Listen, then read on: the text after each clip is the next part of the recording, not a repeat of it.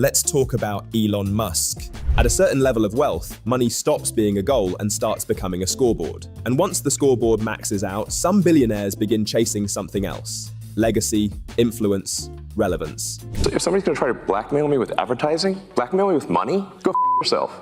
Go yourself. Is that clear?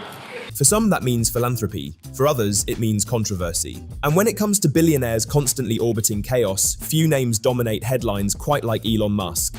After building Tesla and SpaceX into global powerhouses, Musk's net worth has soared past $500 billion at various peaks, putting him in conversations about becoming the world's first trillionaire. Beyond business, he's branded himself as a free speech absolutist, an innovation icon, even humanity's savior. Well, it's never boring.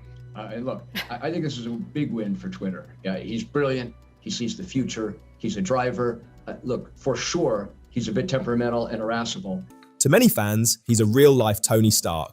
Bold, brilliant, untouchable. But that myth has always had cracks. Behind the worship and meme culture, Musk has long faced criticism from people who worked alongside him. Former employees and partners have accused him of mistreating workers, overstating achievements, and taking credit for ideas that weren't originally his. If I were an employee at Twitter right now, I'd probably just do your job. Don't let them know your name. His leadership style has been described as chaotic, volatile, and at times, ruthless. And recently, as he's stepped deeper into politics, criticism has intensified. Some argue his influence now stretches far beyond tech, into culture, governance, and global discourse.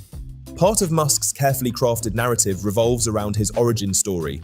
For years, he has portrayed his upbringing as difficult, even harsh. And to be fair, his father, Elon Musk, has openly admitted to being a deeply flawed parent. Allegations of domestic violence and turbulent family dynamics are part of that history. But hardship doesn't automatically mean poverty. Despite the dysfunction, Musk grew up with significant financial privilege. His father was involved in an emerald mine business in the 1980s, and his mother was a successful model. The family traveled internationally and enrolled their children in prestigious schools in South Africa. Errol has even described owning luxury items, including a private plane. That's not a rags-to-riches background, yet in recent years, Musk has publicly denied that his father was involved in emerald mining at all. He mocked the claim online, even offering cryptocurrency rewards for proof the mine existed. The strange part? Years earlier, Musk himself mentioned his father's stake in an emerald mine during an interview, casually referencing it as fact. That interview later became difficult to find online, fueling further skepticism. Eventually, Elon Musk spoke out, reaffirming that he had indeed been connected to emerald mining operations. I landed on that airfield on the lake itself, and they saw the airplane. They said, "What are you doing?" I said, "I'm going to sell it." They said they'll buy it from me and at the same price, and I was amazed. And I said, "Okay, well, great." And they paid me the same price. And then the next day or so, they said to me, if I would like to give them half the money back, they'll introduce me to, they'll help me with a supply of gemstones, in this case emeralds, and with those, I was able to get into that business. Whether exaggerated or not, the financial comfort of Elon's upbringing seems undeniable. Now, did his father's money directly fund Tesla or SpaceX? There's no solid evidence proving that. Claims that his entire career was built on emerald wealth are likely overstated. You see, Elon and Kimball and Tosca, they grew up with me from a very early age, as I spoke to you earlier about. They only knew that they lived in a very fine home in Waterkloof. By the time they were 7, 8, 9 years old, I had given up Mercedes-Benz cars. I had moved on to Rolls-Royce cars. So they only rode in Rolls-Royce cars, if you understand. They knew that if you wanted to go somewhere, you got into a twin-engined aeroplane that belonged to you, and you flew there, and then you landed on your airstrip, and you went to your lodge. But denying privilege entirely raises questions. Because Elon Musk undeniably worked for decades to build companies that changed industries.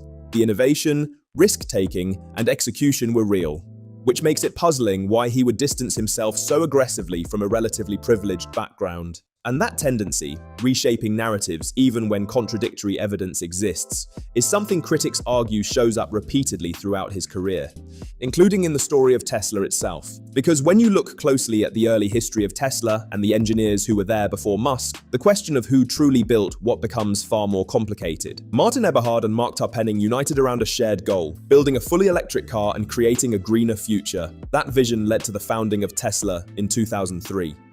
In 2004, Elon Musk entered the picture, investing $7.5 million and becoming the company's largest investor and chairman of the board.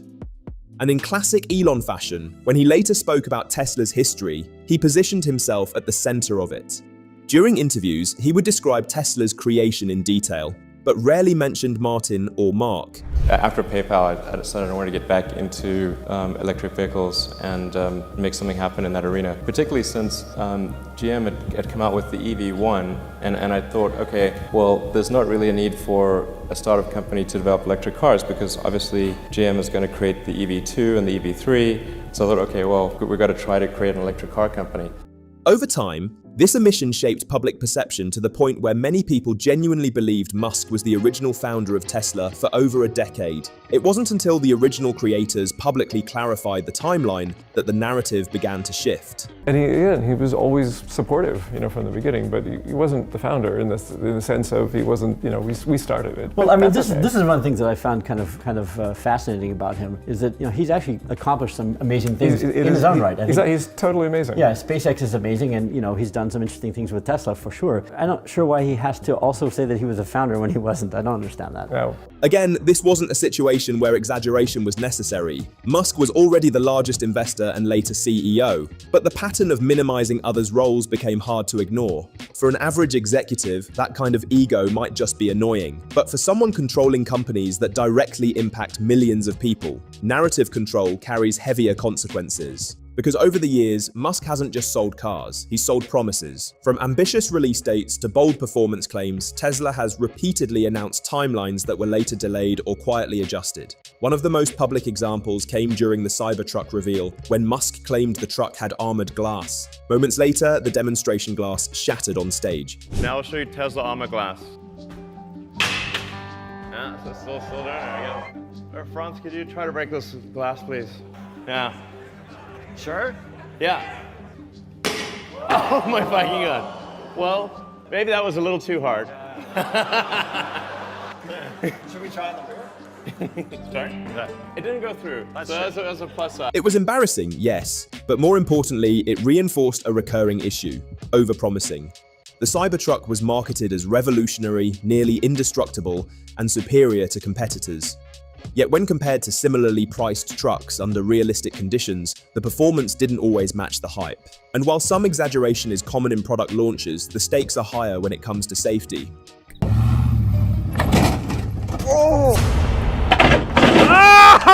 Tesla's autopilot system, designed to assist with semi-autonomous driving, has been linked by federal investigations to hundreds of crashes and multiple fatalities.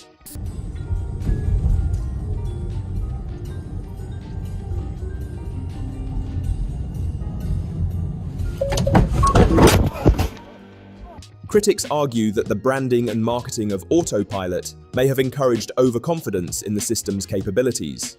Supporters say user misuse is to blame, regulators say oversight is needed. But either way, when life and death technology is involved, credibility matters. And credibility becomes fragile when a company has a history of bold claims that don't always align with reality. That skepticism now follows Musk's newer ventures, including Neuralink. Neuralink, co-founded by Elon Musk, is an experimental implantable brain-computer interface, or BCI, a chip surgically implanted by a robot and connected by threads to a patient's brain that allows the patient to control a computer or smartphone with their mind. The brain chip technology promises groundbreaking potential for people with paralysis and neurological disorders. In theory, it could transform lives. But given Musk's record of aggressive timelines and dramatic announcements, many people remain cautious. When expectations are consistently set at extreme highs, trust erodes faster with each delay. Part of the issue, critics argue, is Musk's public persona. He often presents himself with a playful, almost childlike tone online. Memes, jokes, sarcasm. To some, that's relatable. To others, it feels like a shield that softens accountability when projects fall short. And the tension between vision and execution isn't new. In a CNBC interview, Tesla's original founders admitted that working with Musk was far from smooth. Technical contributions aside, they described his behavior after joining the company as increasingly difficult. He pushes on certain things, in development that you kind of wonder why, and sometimes it makes sense and sometimes it doesn't. And when it works, it's really amazing. But of course, there's lots of sort of collateral damage along the way. Things escalated in 2006 when the New York Times published an article crediting Tesla's founders without mentioning Musk. He reportedly responded with frustration, emailing about being insulted and embarrassed. Shortly after a series of internal conflicts, both Martin and Mark were voted out of the company they created. While there's no definitive proof Musk orchestrated their removal, Martin later sued for defamation, breach of contract, and slander, alleging that Musk attempted to rewrite Tesla's founding story. The lawsuit ended in a settlement, and details were never fully disclosed. Following Martin's departure, Musk became CEO. To critics, the sequence looked suspicious. To supporters, it was simply corporate restructuring. But Tesla wasn't the only company where Musk's leadership raised eyebrows. There was Solar City, where he eventually stepped down as chairman after the company faced financial scrutiny. It's not a good idea to leave the office when there are like a lot of major things underway which are causing people a great deal of stress. But it was a combination of needing to raise money, and I had not gotten married earlier that year and not had any vacation or honeymoon or anything, so it was kind of a combined financing trip / honeymoon. Yeah. And and anyway, but away for 2 weeks, and there was just so much. There was just a lot of worry, and that caused the management team to decide that I wasn't the right guy to run the company. There was also The Boring Company, a venture that at one point sold 20,000 flamethrowers for $500 each, generating $10 million in revenue almost instantly. Started out as a joke, and we decided to make it real. Does anybody tell you no? Does anybody go, Elon, maybe for yourself, but selling a flamethrower, the liabilities, all the people you're selling this device to, what kind of unhinged people are going to be buying a flamethrower in the first place? Do we really want to connect ourselves to all these potential arsonists? It was marketed as a joke, but it was also real. I mean, to be totally frank, it's actually just a roofing torch with an air rifle cover. It's not a real flamethrower. And also we were told that various countries would ban shipping of it, but they would ban flamethrowers. So to solve this problem, or the customs agencies, we labeled it not a flamethrower. Yeah, it's a terrible idea. Terrible. Shouldn't buy one. I said don't buy this flamethrower. Don't buy it. Don't buy it. That's what I said. But still, people bought it. Yeah, there's nothing I could do to stop them. If you build it, they will come. I said, don't buy it. It's a bad idea. How many did you make? It's dangerous. It's wrong. Don't buy it. Still, people bought it. I just couldn't stop them. How many did you make? 20,000. And they're all gone. In 4 days. But it sold out in 4 days. After that, Musk even launched a perfume called Burnt Hair, leaning fully into absurdist marketing. Some saw it as trolling. Others speculated it was another unconventional way to raise capital or keep attention on his ventures. I'd say that he's sold over 20,000 already, and a lot of it, I'm guessing, is just investment to Boring Company. Whether genius marketing or reckless distraction, one thing is clear. Musk consistently pushes boundaries, legally, culturally, and commercially. And regardless of how outrageous an idea may sound, history shows he's willing to pursue it.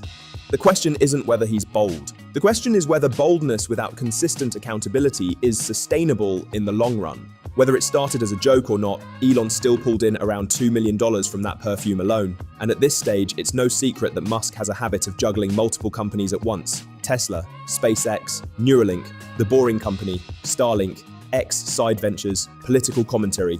The list keeps growing. That constant expansion has made him the ultimate symbol for hustle culture online. The billionaire who barely sleeps. The guy who demands extreme output.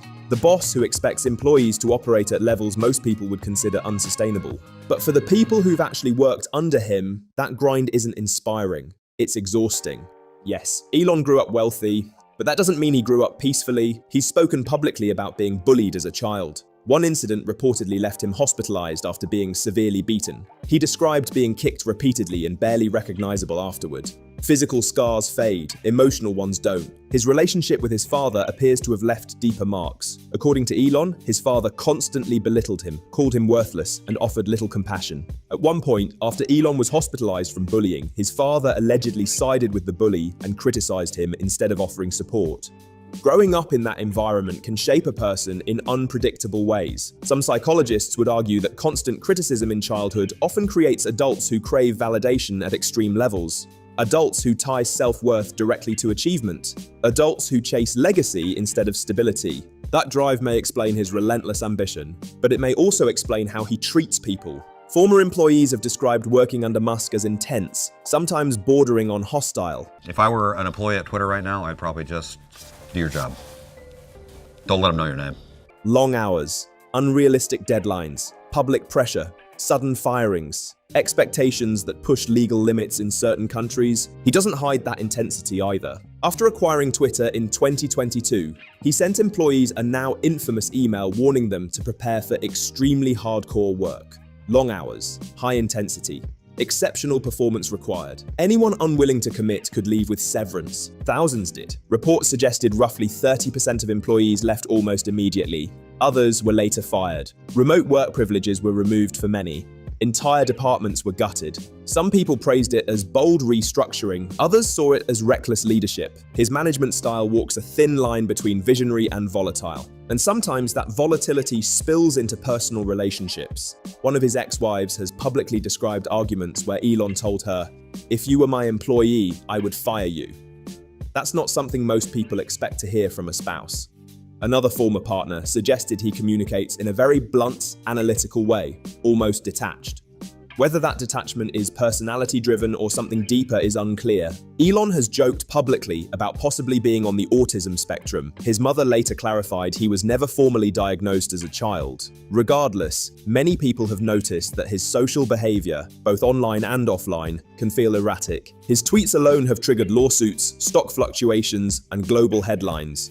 In 2018, he casually tweeted about taking Tesla private at $420 per share. That single post led to SEC investigations, accusations of misleading investors, and a $40 million settlement split between him and Tesla. He stepped down as chairman for 2 years as part of the agreement, without admitting wrongdoing. For most executives, that would have been career-ending. For Elon, it was a bump in the road. Then there was the infamous Pedo Guy incident, where he insulted a cave diver during a public dispute. That led to a high-profile defamation lawsuit.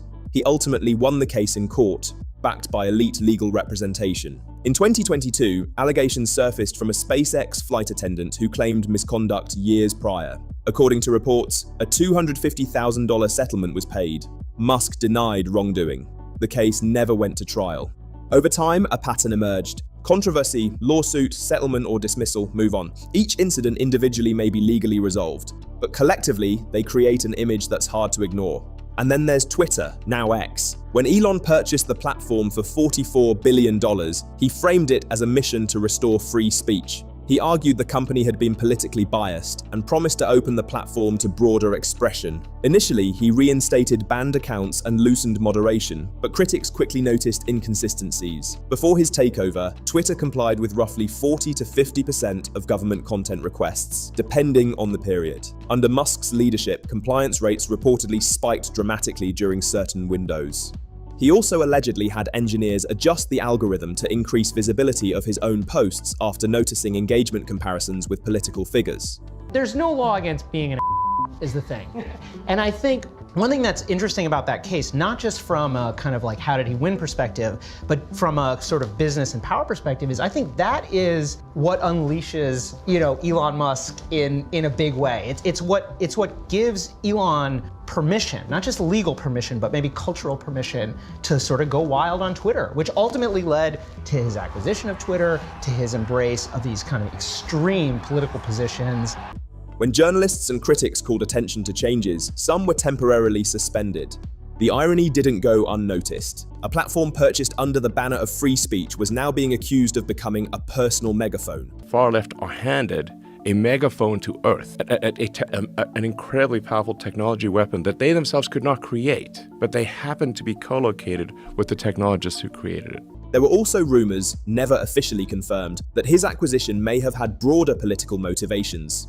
During the 2024 election cycle, Musk donated significant funds to political causes. Later, he was appointed to a government advisory position that hadn't previously existed.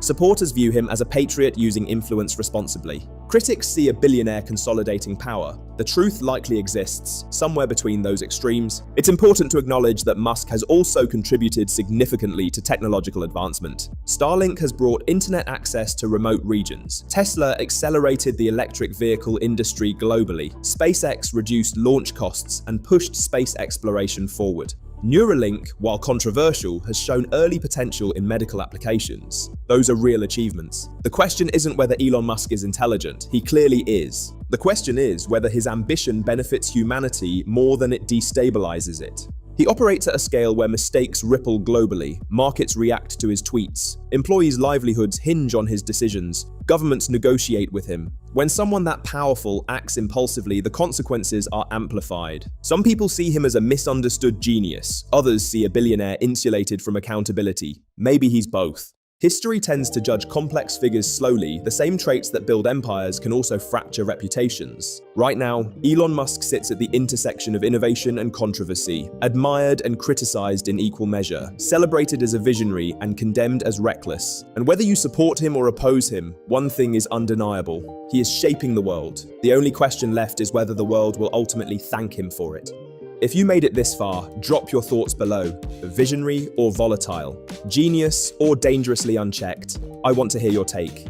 If you enjoyed this deep dive, make sure to like the video, subscribe for more breakdowns like this, and turn on notifications so you don't miss the next one. Because in the world of billionaires, power, and controversy, the story is never over. I'll see you in the next video.